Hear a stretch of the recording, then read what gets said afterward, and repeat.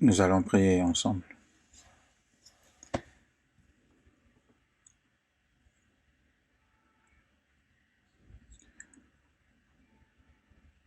Dieu notre Père, qui est plein de bonté et de grâce,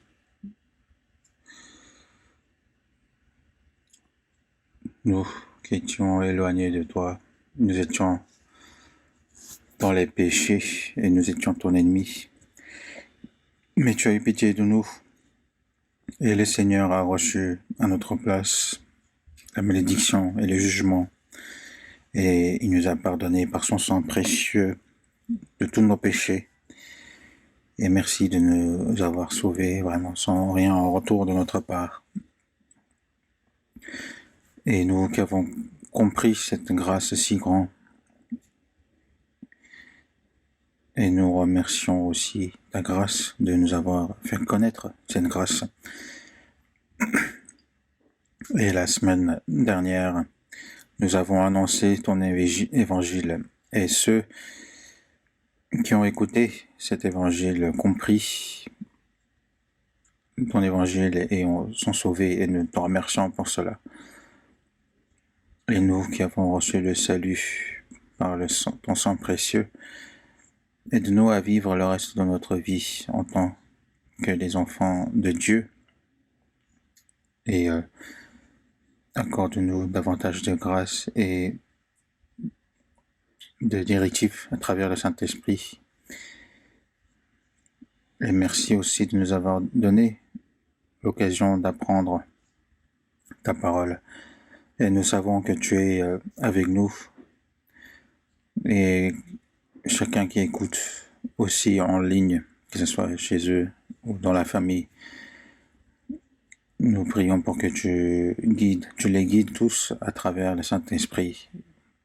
Et aussi de nous donner ta parole quand il nous faudra, pour que tu nous enseignes davantage comment agir à chaque instant.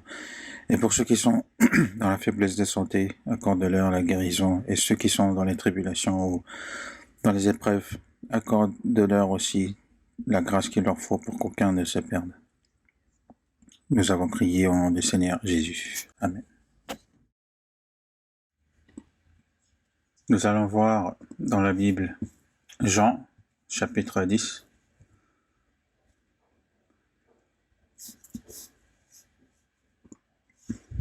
Jean, chapitre 10.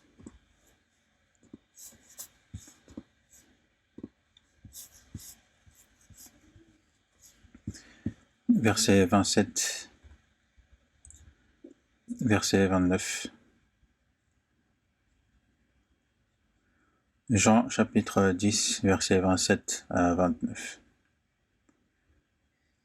Mes brebis entendent ma voix, je les connais, et me suivent.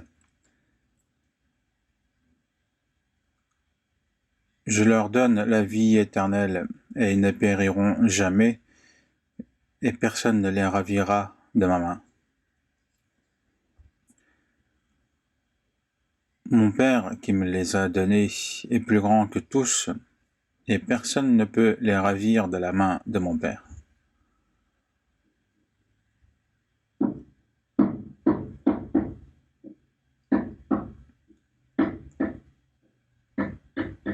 Donc nous recevons beaucoup de restrictions à cause du coronavirus, et même si nous pouvons nous réunir librement et d'apprendre la parole ensemble, mais durant la semaine dernière, nous avons appris avec du zèle la Bible, non seulement ceux qui étaient présents ici, mais chacun dans sa maison, mais aussi dans tout le pays. Il y avait beaucoup de personnes qui l'ont écouté, et je crois qu'il y a eu beaucoup de personnes qui sont sauvées, même si nous ne pouvons savoir combien de personnes sont sauvées, mais Dieu connaît tous et connaît ceux qui sont sauvés. Nous sommes nés dans ce monde, et en vivant dans ce monde, il n'y a pas autre chose plus grand que le fait de recevoir le salut. Et aussi dans Hébreux chapitre 2 verset 3, il est écrit « Un si grand salut ». Comment échapperons-nous en négligeant un si grand salut? On ne peut pas négliger un si grand salut. En fait, il ne reçoit pas le salut parce qu'il néglige. Mais ceux qui ont reçu justement le salut, ils savent à quel point ce salut est grand et important. Donc non seulement à leur famille, mais à toute leur famille et à ses proches. Parce que Dieu souhaite justement que tout le monde soit sauvé. Donc ça devient notre cœur aussi. Et donc le fait de vouloir sauver le plus de personnes possible, c'est notre espoir et c'est notre devoir. Et ça doit être aussi notre but, notre objectif.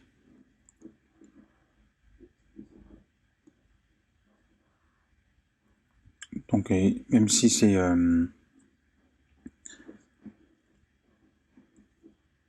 difficile, nous efforçons justement d'annoncer l'évangile. Et je pense qu'il y a eu beaucoup de personnes qui ont été sauvées durant la semaine dernière du séminaire. Et aujourd'hui, nous allons parler de la vie de foi des chrétiens sauvés. Dans la Bible, il y a des paroles qui sont destinées à ceux qui ne sont pas sauvés et aussi à ceux qui doivent recevoir le salut et aussi à ceux qui ont reçu le salut et donc pour la vie de la suite après le salut. Donc nous avons reçu le salut par la foi et maintenant ce qui est important c'est de suivre la parole de Dieu et pour cela ce que nous devons faire c'est d'apprendre de bien apprendre la Bible, parce qu'on peut très bien lire la Bible tout seul, mais on ne peut pas tout savoir et tout connaître tout seul. C'est pour ça que nous nous réunissons pour apprendre ensemble, et c'est là où le Saint-Esprit nous fait comprendre, et c'est pour ça que nous devons être diligents dans l'apprentissage de la Bible. L'homme, en vivant sur cette terre, apprend justement ce qu'il doit apprendre dans ce monde pour vivre, par exemple à l'école. Mais ce qu'on nous apprend de la Bible, non seulement nous avons besoin dans notre vie sur cette terre, mais aussi c'est pour la vie éternelle et aussi pour avoir un bon rapport avec Dieu. Les connaissances de ce monde, nous l'apprenons avec la tête, mais la parole de Dieu, c'est avec notre cœur que nous devons le comprendre. Ça ne suffit pas avec notre connaissance ou notre tête, mais seulement avec notre connaissance, nous pouvons comprendre la volonté et le sens de Dieu. C'est Dieu qui doit nous aider. Mais si nous aimons la parole, si nous cherchons vraiment à comprendre la parole de Dieu, si nous avons ce cœur-là, justement, Dieu ouvre notre cœur pour le faire comprendre. C'est ce qui est écrit. Donc il faut être sincère, il faut vouloir toujours connaître la Bible. Donc si on apprend la Bible continuellement et si on fait cela, justement, nous aurons un bon rapport avec Dieu, mais aussi Dieu nous aide à travers notre vie, même notre chair, il nous aide. Et si le chrétien, justement, obéit à la parole de Dieu, Dieu protège aussi sa famille et lui protège jusqu'à la fin de sa vie. C'est pour ça il faut continuer à apprendre la parole. Comme nous continuons à respirer, à manger, notre âme doit continuellement être nourrie par la grâce de Dieu. Et c'est par la grâce justement que nous avons reçu le salut, mais nous devons continuer à recevoir la grâce de sa part pour mener notre vie de foi. Et aujourd'hui, nous allons apprendre sur la vie de foi après le salut. Nous allons apprendre petit à petit les choses les plus importantes. Les versets qu'on vient de voir, c'est Jésus qui a dit « Mes brebis entendent ma voix, je les connais et me suivent ». Après avoir reçu le salut, Jésus devient notre berger.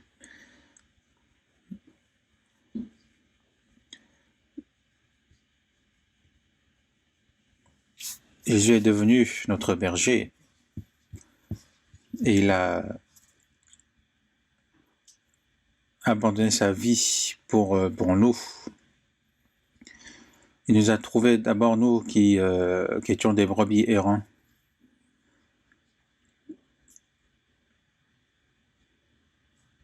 Car vous étiez comme des brebis errantes, mais maintenant vous êtes retournés vers le pasteur, le gardien de vos âmes.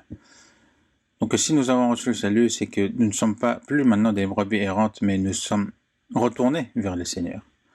Maintenant c'est le Seigneur qui nous élève, qui nous guide jusqu'au au royaume de Dieu. Et mes brebis entendent ma voix.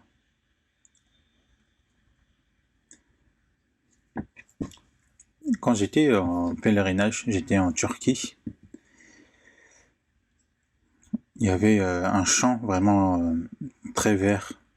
Il y avait un berger qui avait un troupeau de brebis qui marchait justement par là, et je suis parti le voir.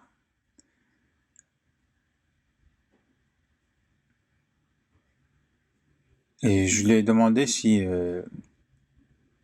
il pouvait me prêter justement sa veste qui était faite de peau de brebis, et son chapeau, et aussi le bâton qu'il avait dans sa main. Je les ai empruntés, donc j'étais comme le berger. Et j'ai appelé les brebis comme le berger faisait. Parce que quand le berger justement parlait, les brebis le suivaient. Et moi aussi j'ai essayé de l'imiter. Il m'écoutait même pas. Les brebis ne m'écoutaient même pas. Dans Jean chapitre 10, on voit justement « Mes brebis entendent ma voix, je les connais et me suivent ».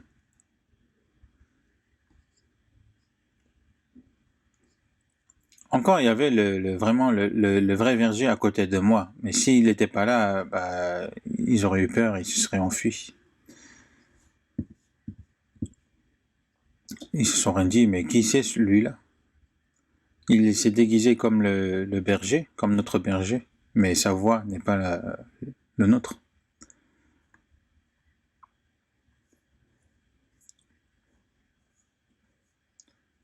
Donc ils s'en fichent, ils n'écoutent même pas. Parce que je ne suis pas le berger, et aussi ces brebis ne m'appartiennent pas. Mais après avoir reçu le salut, maintenant nous faisons la distinction justement de la voix du Seigneur. Après avoir reçu le salut, nos oreilles justement s'ouvrent pour écouter la parole de Dieu, et aussi nos yeux s'ouvrent pour voir la parole de Dieu, et aussi le cœur s'ouvre. C'est vraiment incroyable. C'est pour ça une personne qui est sauvée, comme nous sommes les brebis du Seigneur, nous entendons la voix du Seigneur et nous le suivons. Nous ne suivons pas le pasteur ou la doctrine ou autre, mais on entend la voix du Seigneur et c'est le Seigneur que nous le suivons.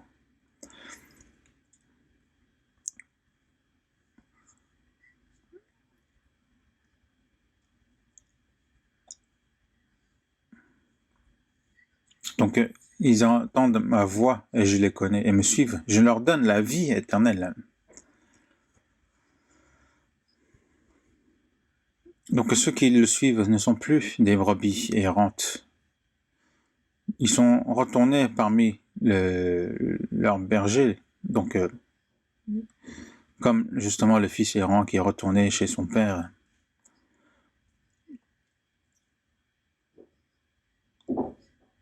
Et le berger, justement, donne la vie éternelle à ceux qui le suivent. Recevoir la vie éternelle, recevoir le salut, etc., tout signifie la même chose. Ceux qui a la vie éternelle,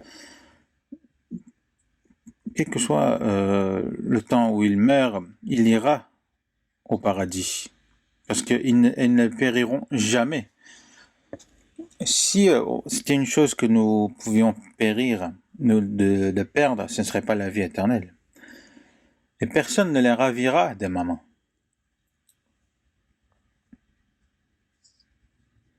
Par exemple, une personne a acheté un objet très précieux en payant un prix très fort. Et du coup, il ferait beaucoup d'efforts pour le protéger, pour le garder. Le Seigneur est mort à notre place et a versé son sang précieux, et par un prix précieux, il nous a rachetés. Il nous a rachetés en versant son sang. Et donc, il n'y a personne qui peut le ravir de sa main. Même si le diable veut justement nous retirer de la main du Seigneur, mais le Seigneur est encore plus fort, donc il ne pourra pas.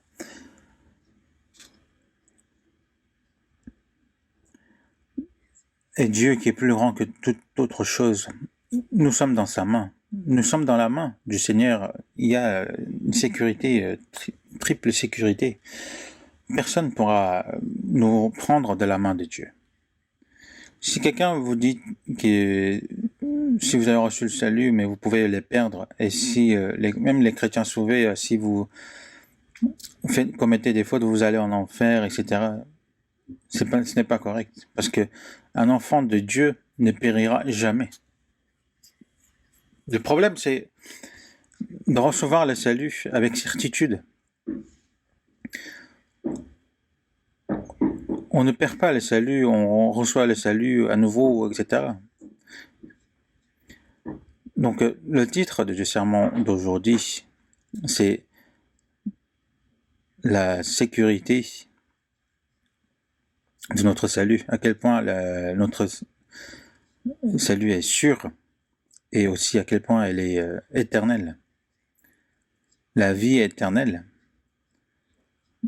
c'est celui qui a obtenu la vie éternelle, qui vit justement au paradis éternellement. Donc c'est concernant ces choses-là que j'aimerais vous parler aujourd'hui. Ceux qui disent que si même un chrétien sauvé, s'il commet des fautes, il y va en enfer. Il y a une parole similaire, mais ils ont mal compris.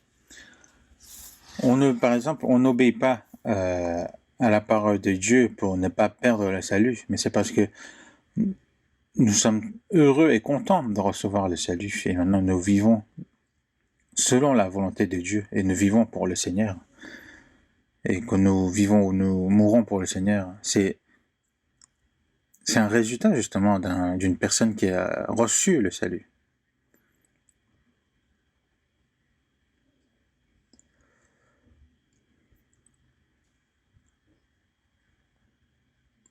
Et dans Jean chapitre 6, verset 39, il est écrit aussi: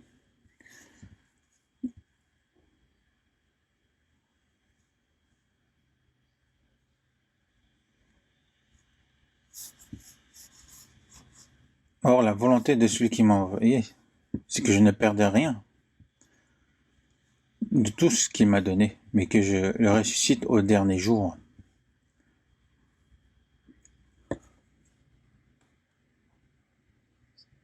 Et aussi dans Hébreux chapitre 9, verset 12, il est écrit: il est entré une fois pour toutes dans les lieux très saints, mais avec son propre sang ayant obtenu une rédemption éternelle.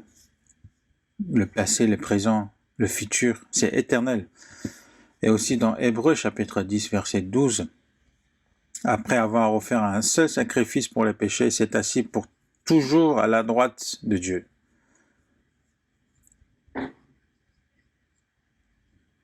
Un sacrifice éternel, la vie éternelle, une rédemption éternelle. Donc c'est ce qui est éternel. Donc le salut est sûr et c'est éternel. Et que certains disent, maintenant nous avons reçu le salut éternellement. Si nous recevons point les jugements, nous pouvons vivre sans faire de trop d'efforts. On peut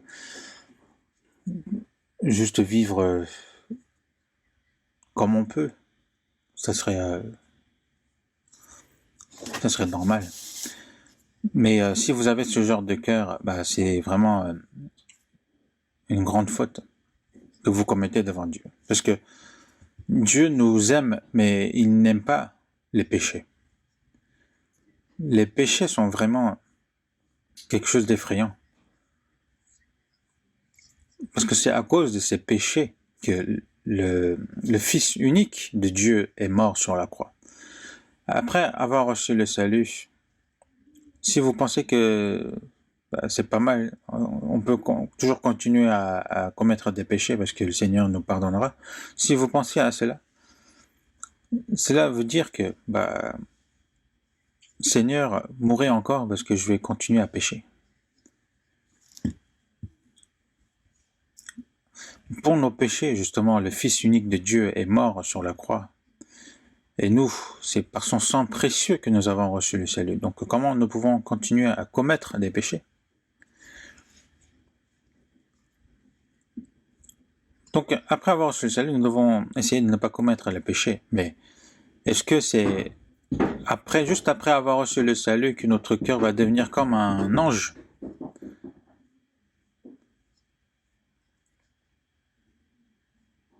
Après Lucifer qui est un ange corrompu, après lui il n'y a plein d'anges qui est corrompu. Mais nous justement, même si nous avons reçu le salut, nous avons encore notre personnalité ancienne. Ce serait vraiment mieux si après le salut nous pouvions devenir comme Dieu, nous purifier. Mais c'est comme par exemple un enfant qui est né. Il est né en tant qu'un homme, mais un bébé fait les besoins dans les couches, il mange ce qu'il veut.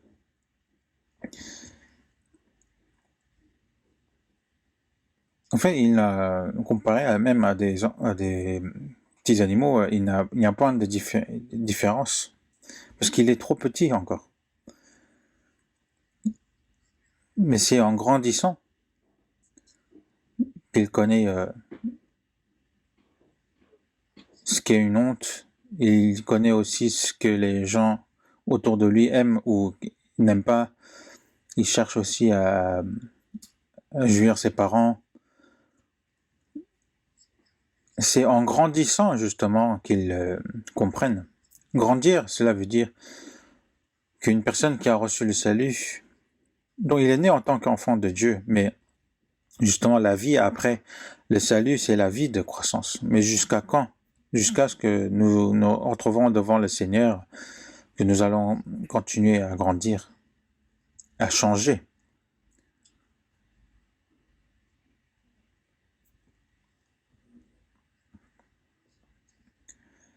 Et le but pour lequel Dieu nous a sauvés, ce n'est pas pour nous faire mieux vivre sur cette terre, mais c'est pour nous donner l'héritage éternel qu'est son royaume. Alors que lorsque nous sommes sauvés en étant pécheurs, mais lorsque nous rentrerons dans cet endroit éternel, nous changeons, nous continuons à changer. Comme le cœur a changé justement en rapport avec ce changement, la chair aussi change. Donc nous changeons petit à petit en tant qu'enfant de Dieu et en tant qu'une personne sauvée. Nous sommes nés en tant qu'homme, mais il n'y a personne justement qui est né en tant qu'homme et qui vit comme un animal. S'il vit ainsi, c'est pas correct. Donc, une personne qui est sauvée ne doit pas commettre des péchés. Mais lorsque nous recevons le salut, nous avons encore des choses de notre ancienne personnalité, donc nous pouvons continuer à commettre des fautes, mais c'est ce que nous allons apprendre aujourd'hui. Donc, Jean, chapitre 8.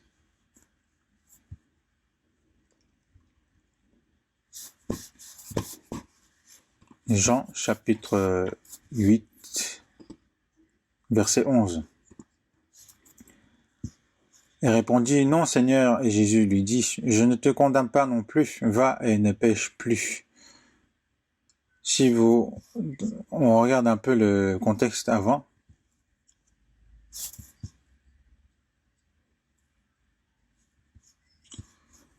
Donc, Dieu enseignait justement la parole le matin. Donc, il a commencé à prêcher sa parole, mais il a eu du bruit. Parce que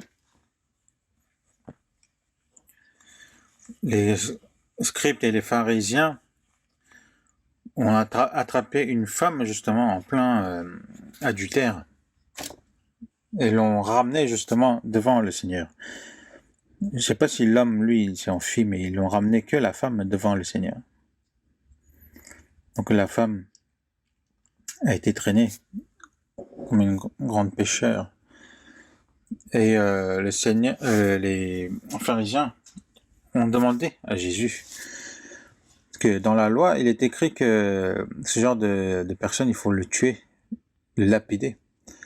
Et vous, Seigneur, vous, qu'est-ce que vous dites? Parce que là, c'était pas pour but de juger la femme, mais c'était pour piéger Jésus. Parce que si Jésus leur disait justement que il suivait justement la loi de Moïse, mais à ce moment-là, Israël était sous l'emprise de l'Empire romain. Donc, si l'Empire romain justement, si le gouverneur ne le condamnait pas à mort, personne ne pouvait le tuer. Donc, s'il le tuait, justement, il serait quelqu'un qui a enfreint justement les règles romains. Donc, c'était pour le piéger qu'ils ont ramené cette femme devant le Seigneur. Et le Seigneur. Et Jésus a écrit quelque chose sur la terre, mais on ne sait pas ce qu'il a écrit parce que ce n'est pas écrit dans la Bible. Et moi, quand je me retrouverai devant Dieu, j'aimerais vraiment lui demander ce qu'il a écrit à ce moment-là. Après, on peut imaginer. Dans Matthieu chapitre 5 aussi, on voit. Je vous dis que quiconque regardait une femme pour la convoiter a déjà commis un adultère avec elle dans son cœur. Peut-être c'est ce qu'il a écrit.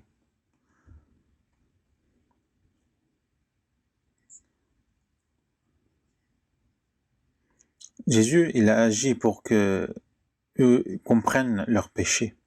Et ensuite, après avoir écrit, il a dit, il s'est levé, il a dit que celui de vous qui est sans péché, jette le premier la pierre contre elle.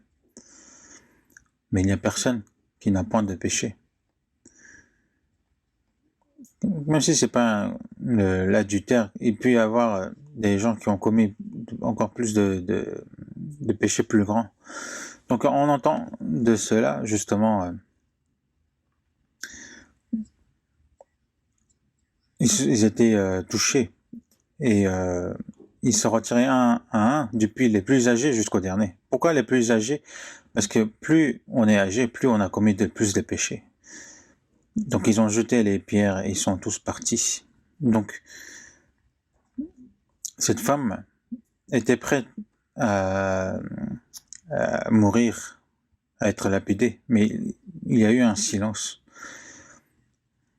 Et Jésus a demandé à la femme, où sont ceux qui t'accusaient? Personne ne t'a-t-il condamné?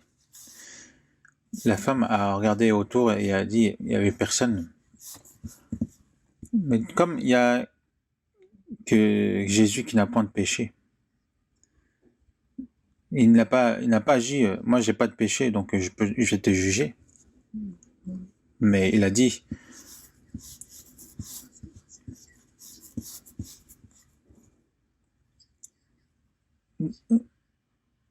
je ne te juge pas. Et donc va et ne pêche plus. Alors que Jésus a dit que dans la loi de Moïse, il est dit justement que il faut le lapider, mais il a dit, je te condamne pas. Eva ne pêche plus. S'il s'arrêtait là, il enfreindrait justement les lois de Moïse, mais il a agi cela parce que, va-t'en, parce que je vais être jugé à ta place. Sans le versement du sang, il n'y a pas du pardon des péchés. S'il n'y a pas une personne sans péché qui meurt à la place des pécheurs, il n'y a pas de rédemption des péchés. Et parce que le Seigneur allait mourir justement même pour cette femme adultère, donc il a dit, je ne te condamne pas. Parce qu'il a l'autorité pour juger aussi.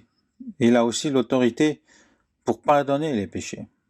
Parce que c'est le Seigneur qui est mort à la place du pécheur sur la croix. Et maintenant, il nous a donné justement cette opportunité de le croire. Et maintenant, le jugement, c'est de si on le croit ou non. Le fait qu'il dit « je ne te condamne pas non plus », c'est le salut. Donc, je te sauve, mais va et ne pêche plus, ne commets pas de péché.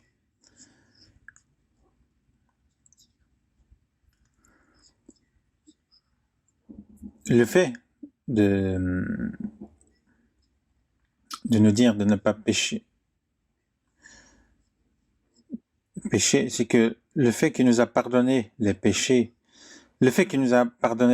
c'est pour ne plus qu'on commette des péchés.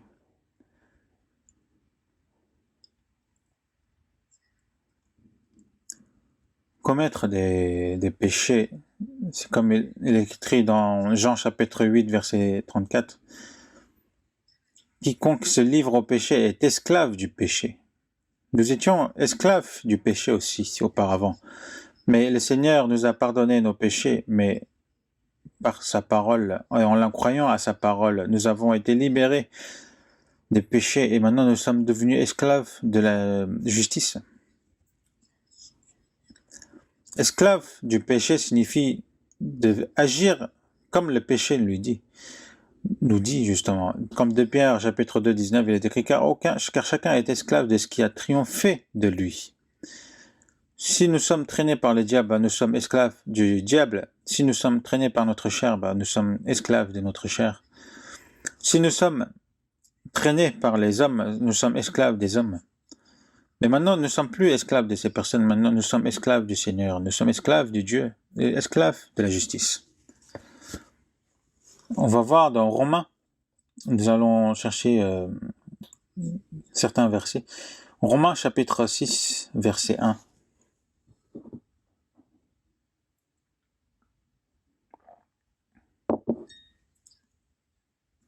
Versets 1 et 2. Que dirons-nous donc? Demeurions-nous dans le péché afin que la grâce abonde? Loin de là. Nous qui sommes morts au péché, comment vivrions-nous encore dans le péché?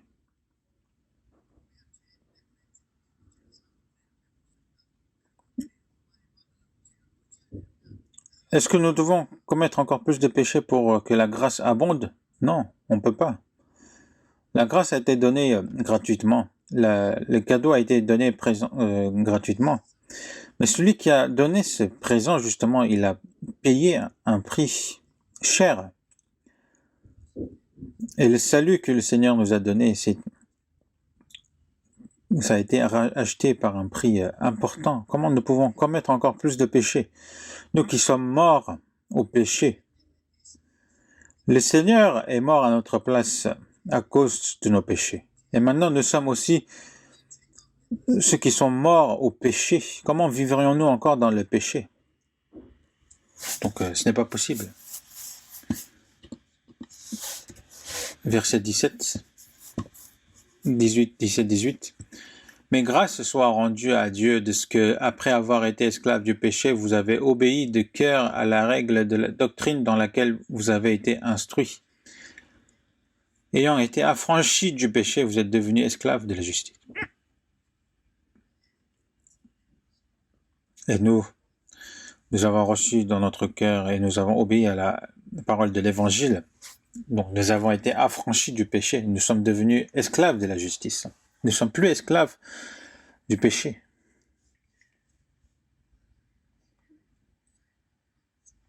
Maintenant, nous devons avoir encore plus de peur du péché que le venin d'un serpent.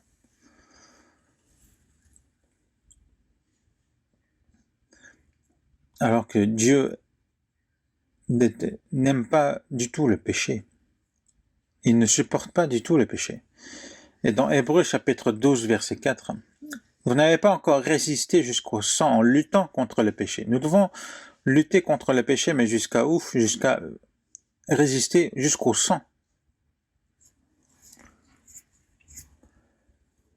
Nous pouvons très bien mourir aussi en combattant contre le péché. Mais est-ce qu'on peut se contenter de vivre comme on veut? Ce n'est pas possible parce que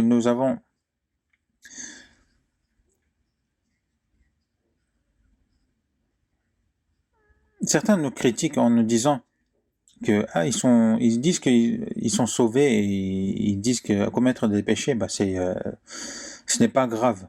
Mais est-ce que nous, on vous enseigne ainsi? Non. Nous devons combattre contre le péché. Nous allons voir aussi dans 1 Thessaloniciens chapitre 4 verset 7.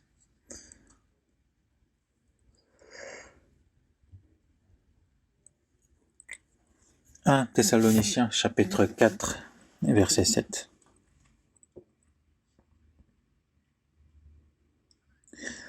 Car Dieu ne nous a pas appelés à l'impureté, mais à la sanctification.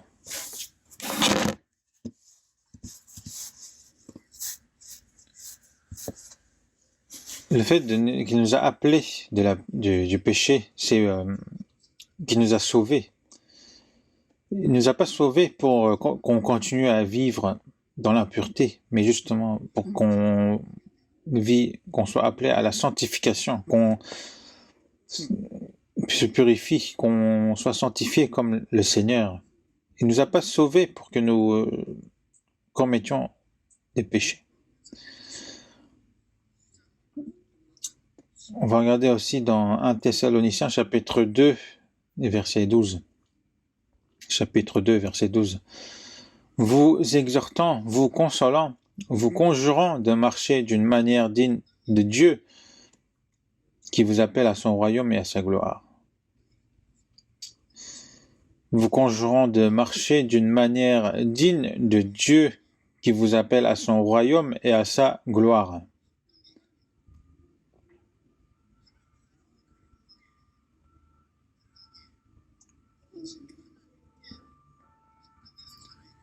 Donc il faut marcher d'une manière digne, c'est-à-dire de vivre en étant digne de notre salut. Il ne faut pas ignorer ou négliger le salut que Dieu nous a donné. On va voir aussi dans chapitre 3, 1 Thessaloniciens chapitre 3 verset 13. Afin d'affermir vos cœurs pour qu'ils soient irréprochables dans la sainteté devant Dieu notre Père lors de l'avènement de notre Seigneur Jésus avec tous ses saints.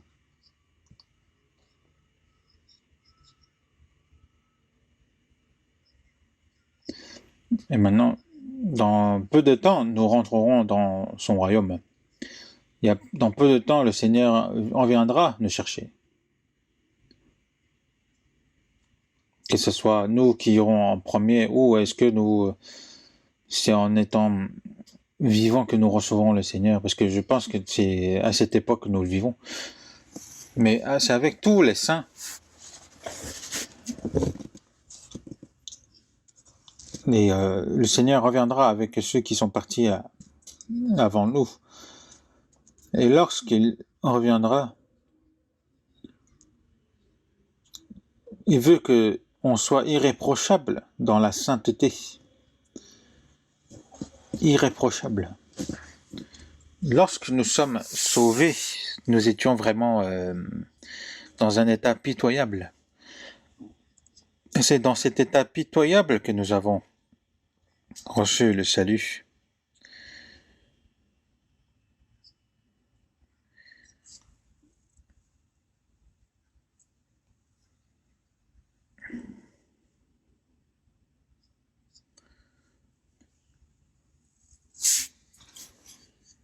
Et c'est en petit à petit, justement, en grandissant que nous changeons.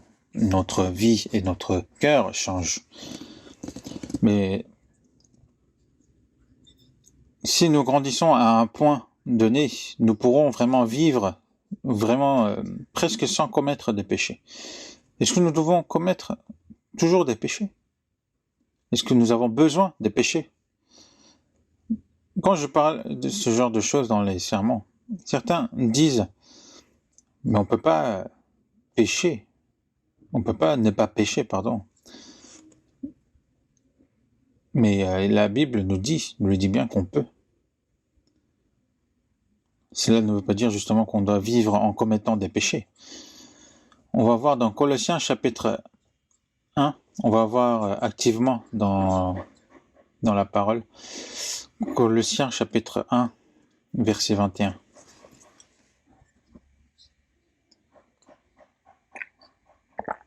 Colossiens chapitre 1, verset 21-22. Et vous, qui étiez autrefois étrangers et ennemis par vos pensées et par vos mauvaises œuvres, il vous a maintenant réconciliés par sa mort dans le corps de sa chair, pour vous faire paraître devant lui saint, irrépréhensible et sans reproche.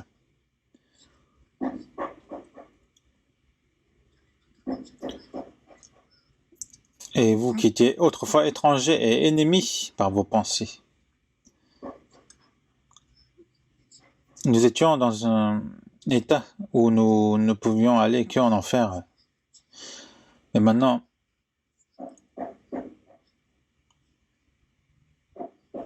par sa mort dans le corps de sa chair, il nous a réconciliés pour que nous paraîtions devant lui saints, irrépréhensibles et sans reproche. Après notre salut, qu'est-ce qu'il fait? Qu'est-ce qu'il fait de nous, le Seigneur? Il nous a réconciliés par sa mort dans le corps de sa chair pour nous faire paraître devant lui saint, irrépréhensible et sans reproche.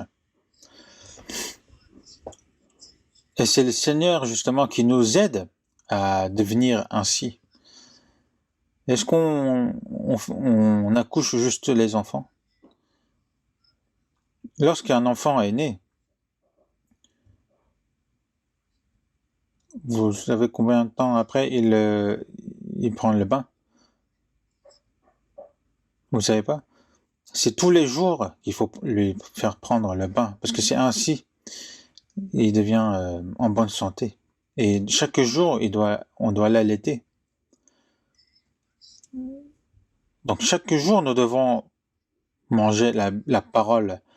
Nous devons nous purifier chaque jour. Et c'est ainsi qu'il nous fait faire après notre salut, pour que nous paraissions devant lui saints, irrépréhensibles et sans reproche. Et c'est ça que vous devez connaître et comprendre. Lorsqu'un enfant il est né, il n'est pas tout seul. Et lorsqu'il grandit aussi, il ne grandit pas tout seul. C'est pareil quand nous recevons le salut. C'est déjà par la grâce et l'aide des autres qui nous ont précédés justement dans le salut, qui nous a aidés à recevoir le salut. Et aussi dans la croissance, c'est la même chose. Et le Seigneur justement qui nous aide à faire grandir justement dans la parole. On va pas dire par exemple merci de m'avoir donné le salut, je vais grandir tout seul et on se voit au paradis. On dit pas ça. Un enfant quand il est né, il dit pas merci de m'avoir fait naître, merci à la famille et il s'en va. Ce n'est pas le cas.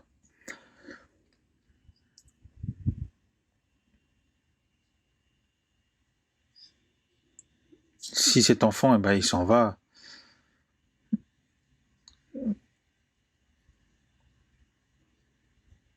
peut-être un animal sauvage pourra les prendre, ou soit, ou même un homme va le voir, cet enfant, il va l'amener dans un orphelinat, etc. Donc il ne faut pas qu'il quitte sa famille, son foyer.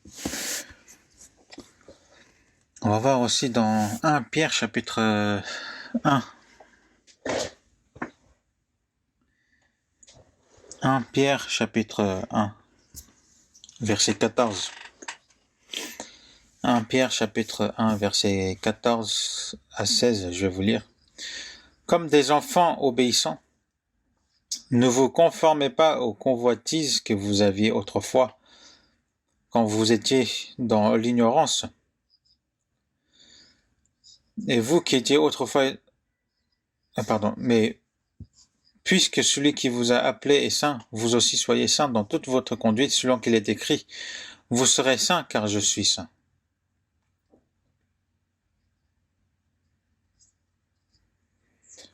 Avant, nous étions des personnes qui ne obéissaient pas. Maintenant, ne vous conformez pas aux convoitises que vous aviez autrefois, quand vous étiez dans l'ignorance. Avant, nous vivions dans le confort, nous vivions selon nos idées, selon nos pensées. Nous pouvions très bien être en colère, commettre des fautes, commettre des péchés, comme on voulait. Si nous vivions selon nos convoitises, justement, nous étions remplis de péchés. Mais ce n'est pas ainsi que nous devons agir maintenant. Mais selon qu'il est... mais qui a appelé et saint, vous aussi soyez saints dans toute votre conduite.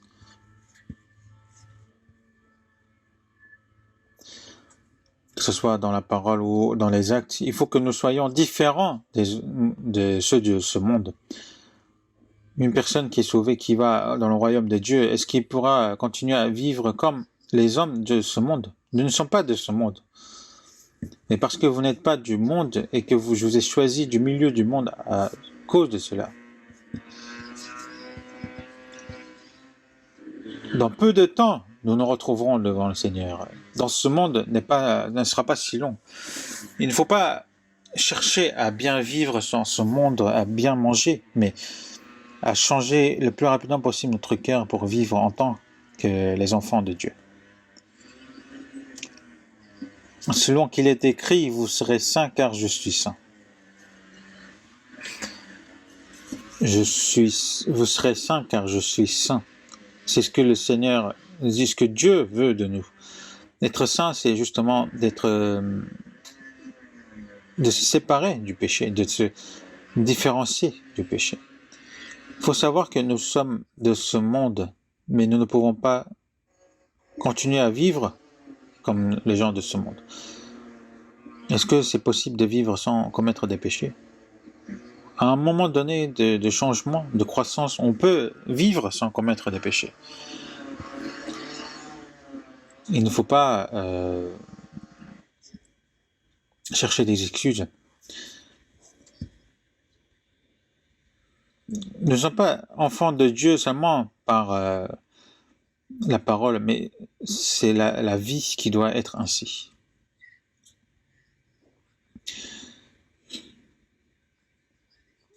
Il faut qu'on regarde encore un endroit, c'est 2 Pierre chapitre 3.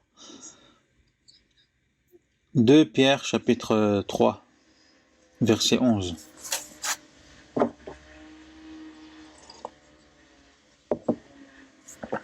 2 Pierre chapitre 3, versets 11 et 12. Puisque donc toutes ces choses doivent se dissoudre, qu'elles ne doivent pas être la sainteté de votre conduite et votre piété, tandis que vous attendez et hâtez l'avènement du jour de Dieu à cause duquel les cieux enflammés se dissoudront et les éléments embrasés se fondront. Ici, ce n'est pas un endroit que nous allons rester. C'est un endroit où, dès que le moment est venu, nous devons le quitter, parce que le Seigneur viendra nous reprendre. Quelle ne doit pas être la sainteté de votre conduite? Il ne faut pas planter notre cœur, notre vie dans ce monde,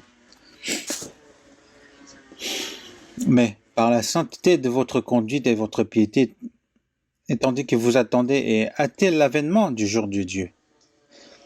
Quel genre de personne nous devons devenir? Nous devons avoir la sainteté dans la conduite et aussi la piété. Parce que Dieu est saint, donc pour être proche de Dieu, il faut qu'on soit saint aussi. Par la sainteté et par la piété qu'on attend et on a hâte justement de l'avènement du jour de Dieu. Tandis que vous attendez et hâtez l'avènement du jour de Dieu, c'est qu'on souhaite vraiment que ce jour vienne. Quand est-ce que le Seigneur viendra? Jésus qui nous a dit qu'il reviendrait, quand reviendra-t-il? Est-ce que c'est aujourd'hui? Ou si c'est pas aujourd'hui, c'est demain? Ou peut-être cette année? Parce que tous les signes du second avènement du Seigneur est déjà accompli. Le jour du Seigneur approche.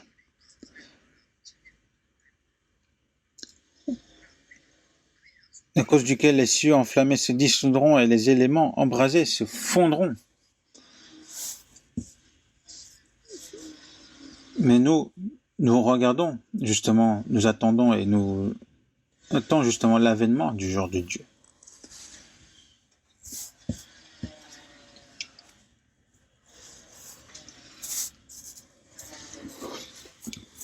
Et si un chrétien sauvé qui dit « moi je ne commets aucun péché », ça aussi c'est un mensonge. C'est en grandissant petit à petit, en grandissant dans la foi qu'on ne commet plus de péchés. Mais ce n'est pas en recevant le salut juste en recevant le salut qu'on ne commet plus de péchés. Mais maintenant, si un chrétien sauvé commet des péchés, qu'est-ce qui se passe? Il y aura un problème, certes. Premièrement, si une personne qui est sauvée commet un péché, sa communion avec Dieu sera coupée, que ce soit petit ou grand péché.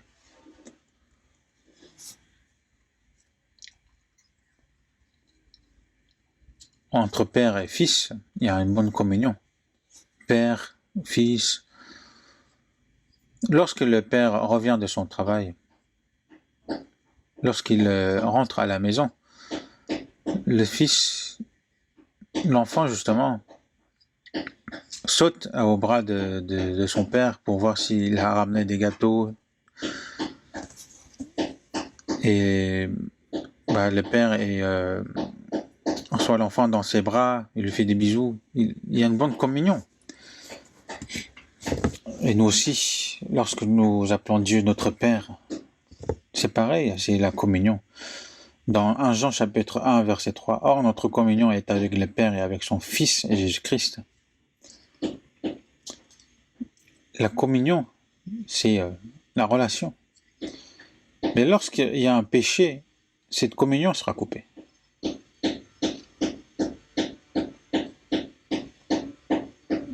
Si on n'obéit pas par exemple à la parole de son père ou si on commet des fautes, le père le punit.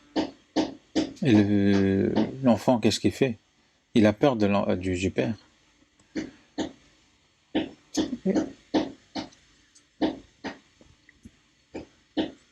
Et moi aussi, quand j'étais en école primaire, maintenant ce n'est pas le cas, mais quand on ne faisait pas nos devoirs, on était frappé à la main. Où nous devions se mettre à genoux et nous devons porter la chaise.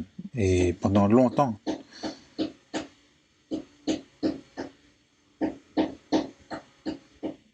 Et lorsqu'il y a des jours où j'ai pas fait mes devoirs, je pense vraiment que mon professeur ne vient pas aujourd'hui, qu'il soit malade. Mais pareil, entre un père et son enfant.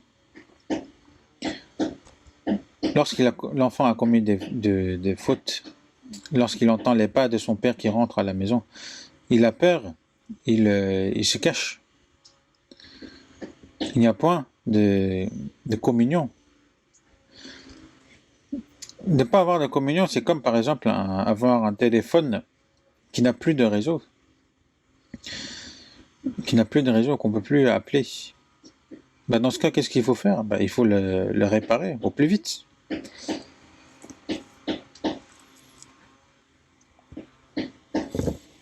Mais comment le réparer? On va voir dans 1 Jean, chapitre 1, première épître de Jean, chapitre 1, verset 9.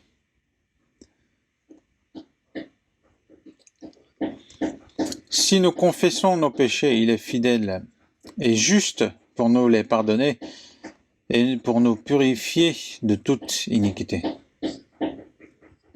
1 Jean, chapitre 1, le premier épître de Jean, c'est destiné justement à ceux qui sont sauvés. Il parle justement de la communion entre les chrétiens et Dieu. Et ensuite, justement, la communion entre les chrétiens. La communion entre les chrétiens, ce n'est pas une communion entre frères, entre les frères, entre les sœurs, etc. C'est entre les frères, entre les sœurs et aussi entre Dieu. C'est une relation à trois.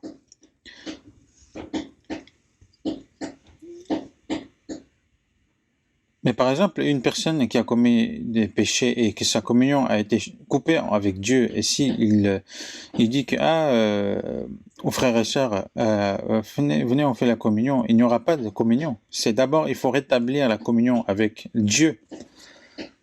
Et pour cela, il faut d'abord confesser ses péchés. Si nous confessons nos péchés, ici, donc nous, signifie les personnes qui sont sauvées. Confesser ses péchés, c'est de reconnaître ses fautes, reconnaître ses péchés.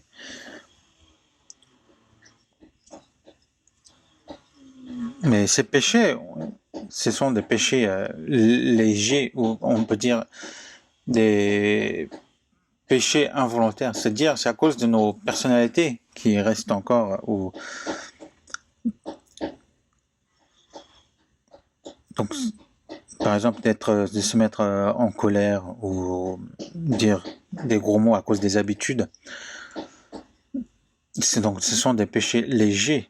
Donc, de toute façon, Dieu n'aime pas les péchés. Et donc, à ce moment-là, il faut demander, se confesser devant Dieu et demander le pardon à Dieu. Et aussi, justement, de demander pardon aux gens, par exemple, à ceux que je me suis mis en colère, ou à ceux que j'ai insultés, etc. Mais avant tout, il faut d'abord se confesser devant Dieu. Et aussi de reconnaître et vraiment de confesser ce péché. Il y a 2 sortes de confession dans la Bible. Une confession originelle et une confession partielle, c'est-à-dire une confession originelle,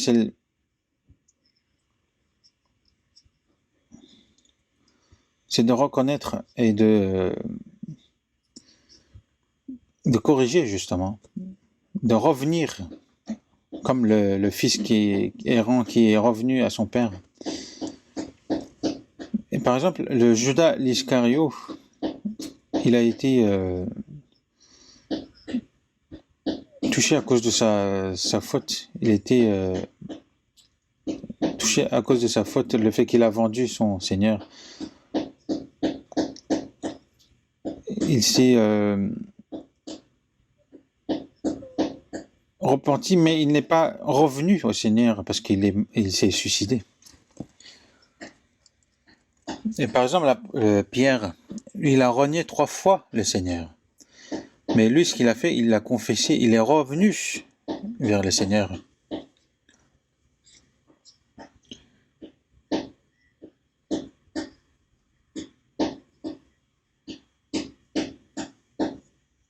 Donc il s'est retourné, il s'est confessé, il est revenu vers le Seigneur. Même s'il a commis des fautes, même si on commet des fautes, il ne faut pas rester tombé à cause de nos fautes, mais il faut se relever et de revenir vers Dieu. Parce que Dieu, le Seigneur est fidèle et juste pour nous les pardonner.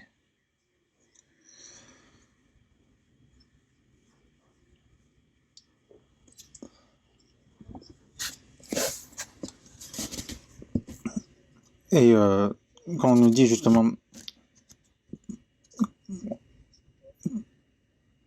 pardonne-nous de nos offenses, certains nous disent mais, pourquoi il faut demander pardon encore, mais de péchés. Mais c'est des péchés qu'on commet après aussi le salut. Il faut.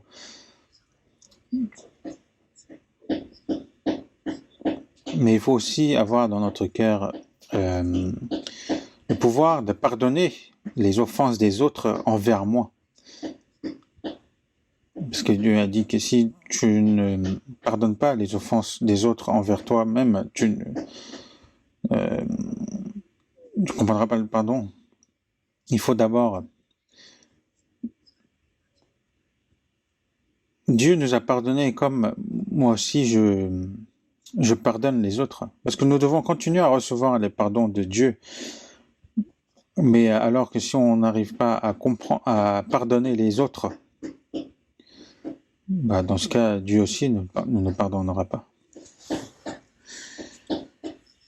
Donc, dans tous les cas, nous devons recevoir le pardon. Si nous confessons nos péchés, il nous pardonne, mais aussi nous purifie de toute iniquité. S'il nous pardonne, c'est que c'est la communion qui est rétablie. Si l'enfant confesse devant son père, pardonne-moi papa, j'ai commis une faute, dans ce cas, le père est fier justement de son enfant qui reconnaît sa faute, et donc il le pardonne. Et c'est Dieu justement qui nous fait en sorte qu'on ne commette plus ce même péché. C'est par la grâce qu'il nous sauve, et c'est par la vérité qui nous purifie.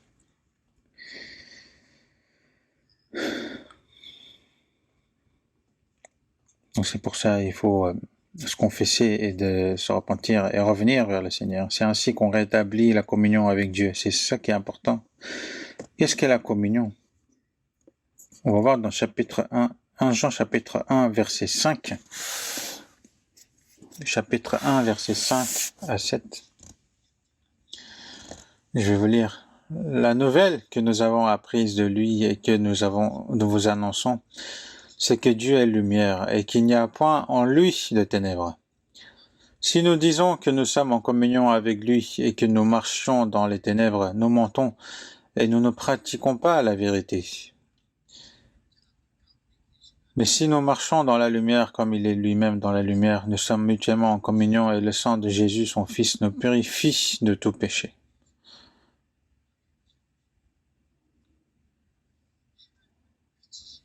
Dieu est lumière, et il n'y a point en lui de ténèbres. Mais comme il est lumière, pour que demeurer avec la lumière, il faut, pour avoir la communion avec la lumière, il faut qu'on demeure dans la lumière. Ce n'est pas en étant dans les ténèbres qu'on peut se mélanger avec la lumière. La lumière, c'est quoi? De demeurer dans la lumière, c'est quoi? Cela ne veut pas dire commettre aucun péché, mais c'est que celui qui demeure dans la lumière, dès qu'il commet une faute, un péché, cela se montre tout de suite, même si c'est un petit péché. Parce que c'est le cœur qui devient vraiment très clair. Mon bureau, j'ai une fenêtre dans l'est. Parce que je me lève tôt le matin et je lis ma Bible, j'étudie la Bible tôt le matin. Et je vois le soleil justement qui se lève. Donc je me change. Et dès que je suis assis, dès qu'il y a le soleil qui commence à rentrer dans le bureau, je vois les poussières. En fait, quand je me change, par exemple, des poussières qu'on ne voit même pas en temps normal, mais c'est dans la lumière qu'on voit ces choses.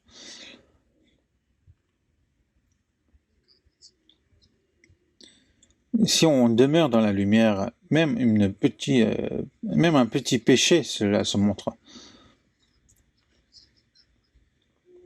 Si on est dans les ténèbres, si on dit qu'on a la communion avec Dieu, c'est un mensonge. Il ne peut y avoir point de communion en cachant les choses, parce que comme Dieu demeure dans la lumière, comme lui-même est dans la lumière, nous sommes mutuellement en communion, si nous marchons dans la lumière. Et c'est aussi ce qui marche dans la lumière qui a aussi la communion entre eux. Et nous, c'est une communion avec Dieu, justement. C'est en vivant dans la lumière, en demeurant dans la lumière, comme il est lui-même dans la lumière. Nous sommes mutuellement en communion et le sang de Jésus, son Fils, nous purifie de tout péché. Cela ne veut pas dire tout péché, mais tout péché une par une. Si nous demeurons dans les ténèbres, nous ne pouvons pas avoir la communion avec Dieu. Il faut que nous soyons toujours transparents.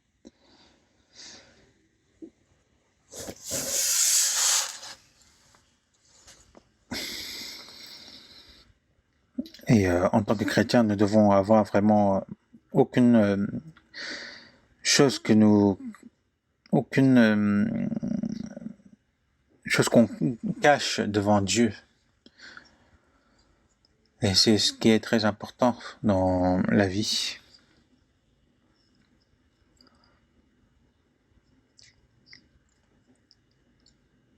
Et donc si nous confessons, nous demandons pardon, nous continuons à avoir la communion avec les péchés, avec Dieu. Mais il y a aussi les péchés que nous commettons volontairement, des péchés qu'un chrétien ne doit pas commettre. Par exemple, de arnaquer les gens, ou tuer, ou commettre un adultère. Déjà, commettre un meurtre, ça fait peur. Donc, mais ce qu'il faut savoir, un chrétien sauvé, s'il est tombé dans les tentations, il peut très bien commettre ce genre de péché. Ces choses-là ne suffisent pas de se confesser.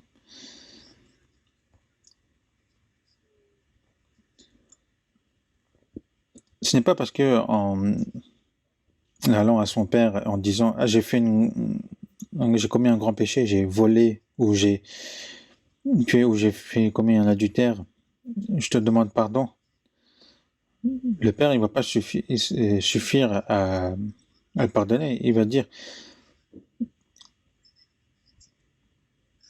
tu as commis ce genre de faute. Il dit ramène-moi une verge. Et il le frapperait pour qu'il le corrigeait. Pourquoi? Parce qu'il l'aime. Si ce n'était pas son enfant, il ne le frapperait pas.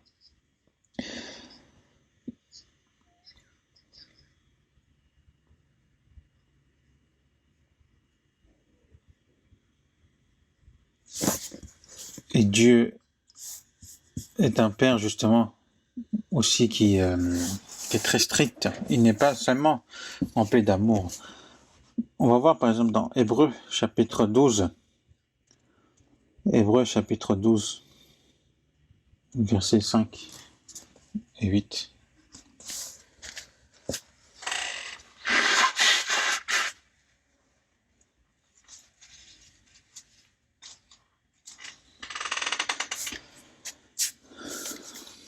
Hébreux chapitre 12, verset 5.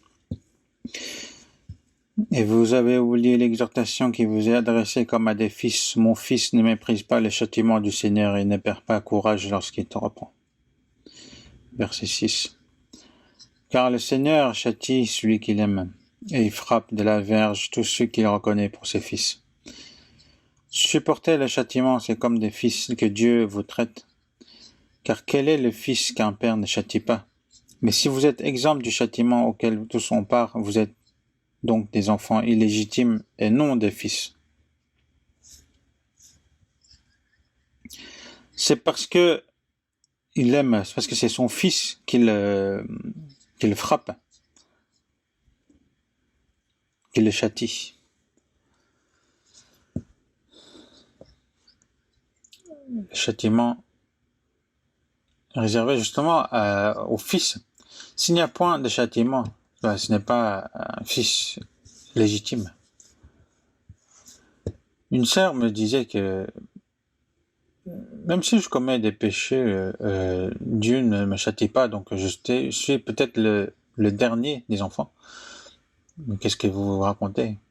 Si vous n'avez pas de châtiment, il faut savoir que c'est peut que vous n'êtes pas son fils.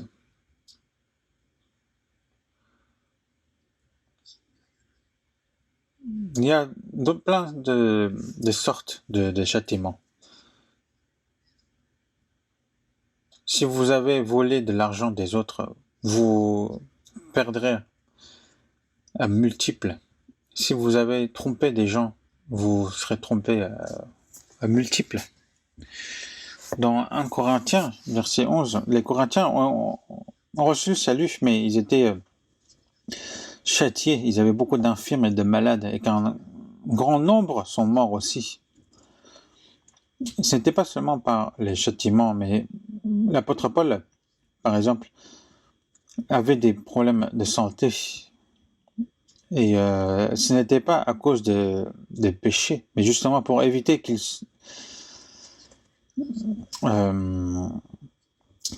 ait l'orgueil. Mais là, justement, il y avait beaucoup d'infirmes et de malades à cause des péchés.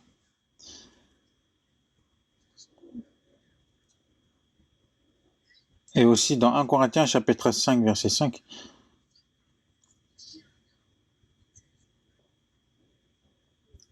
il parlait justement d'une personne qui soit sauvé, mais qui continue à commettre des péchés, qu'un tel homme soit livré à Satan pour la destruction de la chair, afin que l'esprit soit sauvé au jour du Seigneur Jésus.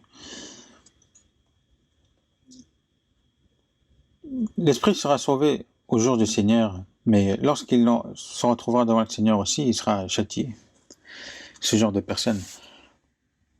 Et aussi dans 1 Corinthiens chapitre 3, on voit, il nous dit justement ce genre de personne, c'est comme une personne qui est sauvée, mais comme au travers du feu. C'est un salut quand même, mais c'est un salut honteux. Il ne faut pas agir ainsi.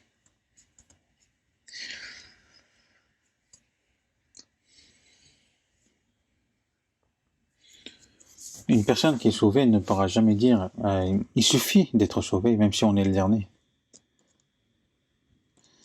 Une personne vraiment sauvée ne dira pas ce genre de choses. Dieu qui m'a sauvé, et moi je sais qu'il est sauvé par sa grâce, il faut que je fasse tout pour le rendre grâce. Et aussi dans Apocalypse chapitre 3 verset 19, il est écrit: moi je reprends et je châtie tous ceux que j'aime, et donc du zèle, et repens-toi. Repens-toi, ressaisis-toi, et la repentance, nous devons le faire chaque jour jusqu'à la fin de notre vie. Une fois la journée passée, il faut regarder si je n'ai pas commis de faute, si je n'ai pas menti, ou est-ce que je n'ai pas mal agi envers les frères et sœurs, ou est-ce que j'ai haï un frère ou une sœur. Il faut, dans ce cas, se repentir. Et aussi, il y avait des conflits entre les frères et sœurs. Il faut d'abord se demander pardon en premier. Et ainsi, le malentendu partira.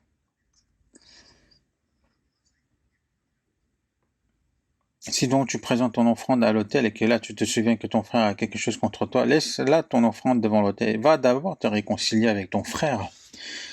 C'est ce que Dieu nous dit. Il faut d'abord être en paix justement avec les frères et sœurs.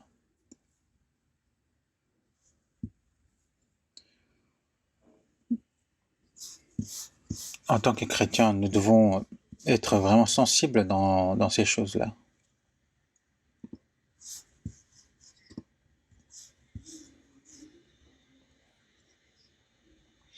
et la vie que nous menons après avoir reçu le salut, il y a une chose que nous devons encore connaître. Si nous repentons, justement, le châtiment deviendra plus léger aussi. Mais maintenant, en faisant un pas en plus, mais comment nous devons mener notre vie de foi? On va voir dans Somme chapitre 116. Somme chapitre 116, verset 12.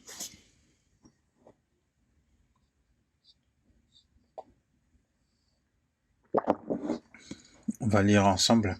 Comment rendrai-je à l'Éternel tous ses bienfaits envers moi?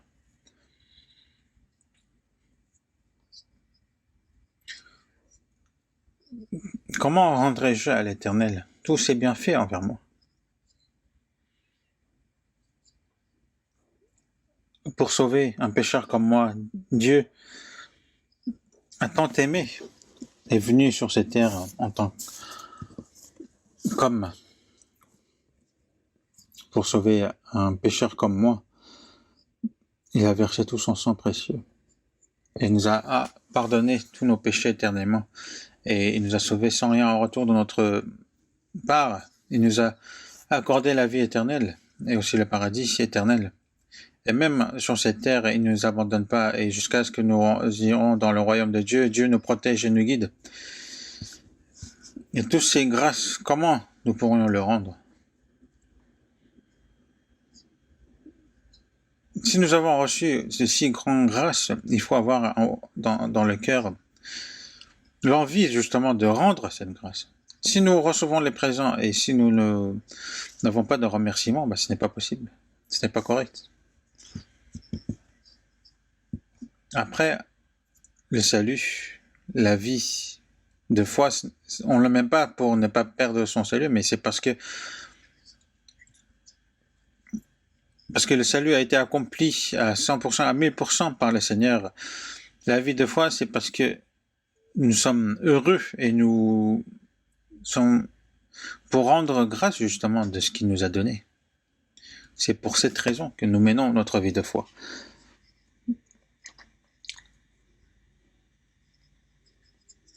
Mais la Bible justement nous enseigne comment on peut rendre justement cette grâce.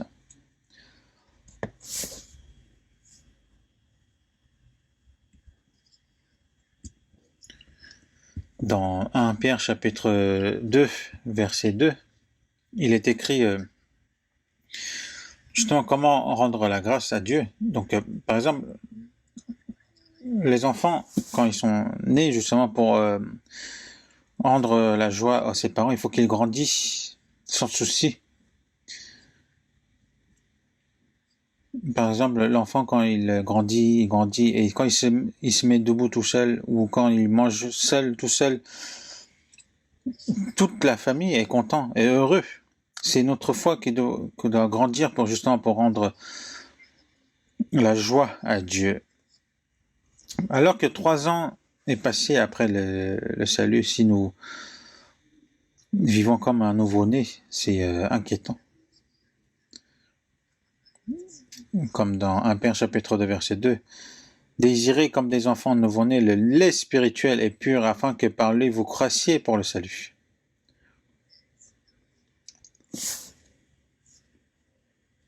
C'est d'apprendre et de lire la Bible, c'est ça, de désirer le lait spirituel.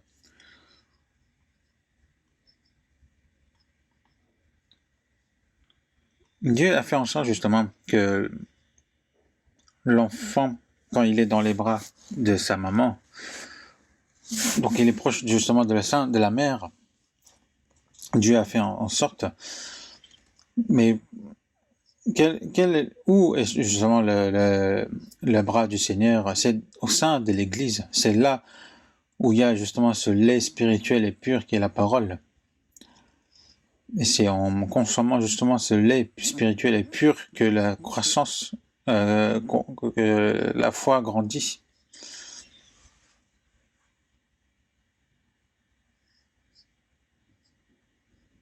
Si on voit l'attitude de la personne quand il écoute la parole, quand il lit la parole, on peut voir certitude de son salut. Et puis, quand par exemple, il est vraiment, il cherche à écouter attentivement, ou il ne veut même pas louper une seule phrase. Il y a une sœur qui me disait que, en venant à l'église, même si, en fait, elle avait peur justement de louper juste une partie des sermons, juste parce qu'elle aurait envie d'aller aux toilettes. Elle venait à l'église avec des couches. Si on désire la parole, si on cherche la parole avec ce genre de cœur, on grandit vraiment très rapidement. Certaines personnes grandissent vraiment très rapidement, ou certaines personnes grandissent vraiment très lentement. Dans 2 Pierre chapitre 3 verset 18, il est écrit « Mais croissez dans la grâce et dans la connaissance de notre Seigneur et Sauveur Jésus-Christ. » Et dans 1 Corinthiens chapitre 13 verset 11, il est écrit « Lorsque j'étais enfant, je parlais comme un enfant et je pensais comme un enfant, je raisonnais comme un enfant. Lorsque je suis devenu homme, j'ai fait disparaître ce qui était de l'enfant. » Après que la foi aura grandi, que ce soit ce qu'on dit, ce qu'on fait, on abandonne ce qui était d'enfant, mais on agit comme un homme. C'est ainsi qu'on doit agir pour que justement rendre la joie à Dieu. On va voir aussi dans 2 Corinthiens chapitre 5.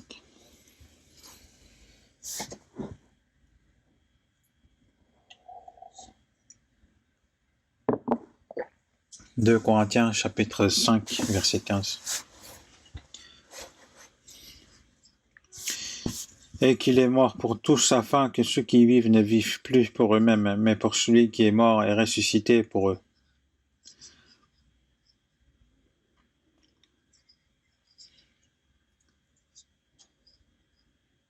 Par sa mort, il nous a sauvés donc afin que ceux qui vivent ne vivent plus pour eux-mêmes, mais pour celui qui est mort et ressuscité pour eux. De vivre pour celui qui est mort et qui est ressuscité pour nous, pour qu'on ne vit pas plus pour nous-mêmes. Le Seigneur est mort pour nous. Mais maintenant, nous devons vivre pour le Seigneur, n'est-ce pas? Notre vie qui est si courte, si on repense justement à la grâce de Dieu, même si on meurt 100 fois, ça ne suffit pas à rendre la grâce de Dieu. Même si on ne peut pas mourir 100 fois, on doit vivre pour au moins une fois pour le Seigneur. Romains chapitre 14, versets 7 et 8. En effet, nul de nous ne vit pour lui-même, et nul ne meurt pour lui-même. Car si nous vivons pour le Seigneur, et si nous mourons pour le Seigneur. Soit donc que nous vivions, soit que nous mourions, nous sommes au Seigneur. Donc parmi nous qui sommes sauvés, qu'il n'y ait personne qui vit pour lui-même, et nul ne meurt pour lui-même. S'il vit pour lui-même et s'il meurt pour lui-même, ça n'a aucun sens. Si nous vivions ou nous mourons, ça doit être pour le Seigneur. Soit donc que nous vivions, soit que nous mourions, nous sommes au Seigneur. Parce que mon âme ou ma chair ne m'appartient plus. Nous avions été rachetés. Glorifiez donc Dieu dans votre corps et dans votre esprit qui appartiennent à Dieu. Soit donc que vous mangez, soit que vous viviez, soit que vous fassiez quelque autre chose, faites tout pour la gloire de Dieu.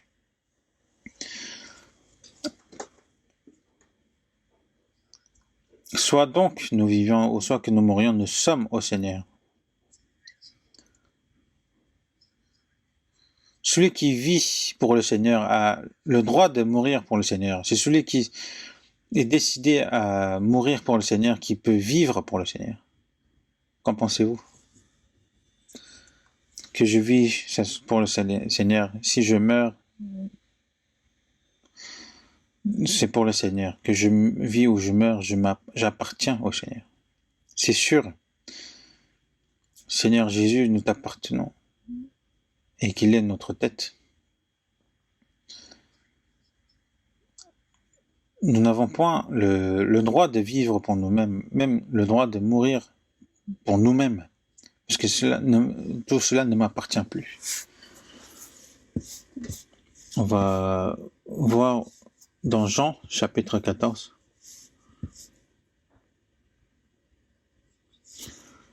Jean, chapitre 14, verset 23. Chapitre 14, verset 23, 24. Jésus lui répondit, « Si quelqu'un m'aime, il gardera ma parole, et mon Père l'aimera. Nous viendrons à lui, et nous ferons notre demeure chez lui. Celui qui ne m'aime pas ne garde point mes paroles, et la parole que vous entendez n'est pas de moi, mais du Père qui m'a envoyé. » Donc Jésus, si quelqu'un m'aime, il gardera ma parole. Qui aime le Seigneur? C'est ceux qui sont sauvés. Comme le Seigneur m'a tant aimé, moi aussi j'aime le Seigneur. Si quelqu'un m'aime, il gardera ma parole. C'est quoi d'aimer le Seigneur? C'est de garder sa parole. Et mon Père l'aimera. Cela signifie que Dieu aimera encore plus celui qui obéit à la parole. Quand vous avez plusieurs enfants, il y a des enfants qui écoutent vraiment bien ses parents, il y a des enfants qui n'écoutent pas les enfants, mais qui, bien sûr, ce sont tous ces enfants, mais qui l'aiment plus. Il aime plus l'enfant, justement, qui obéit à la parole de ses parents. Dieu aussi aime encore plus celui qui obéit à sa parole. C'est le deuxième amour.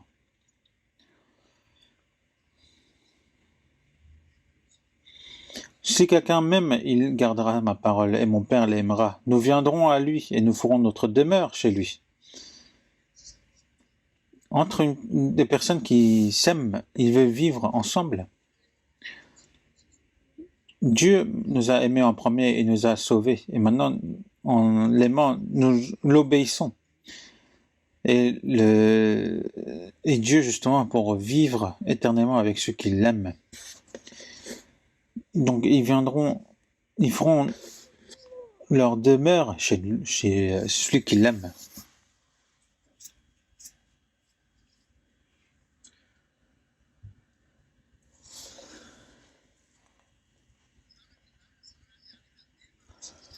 Celui qui ne m'aime pas ne garde point mes paroles.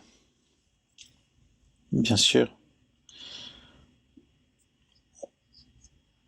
Si on dit à la parole qu'on aime Dieu, mais si on n'obéit pas à la parole, c'est un mensonge. Dieu ne sera pas trompé.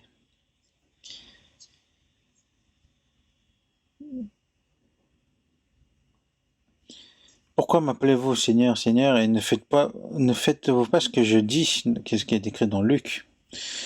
Le Seigneur, c'est vraiment le maître de ma vie. Il est le roi des rois. Donc il faut obéir absolument à sa parole pour rendre justement grâce à Dieu.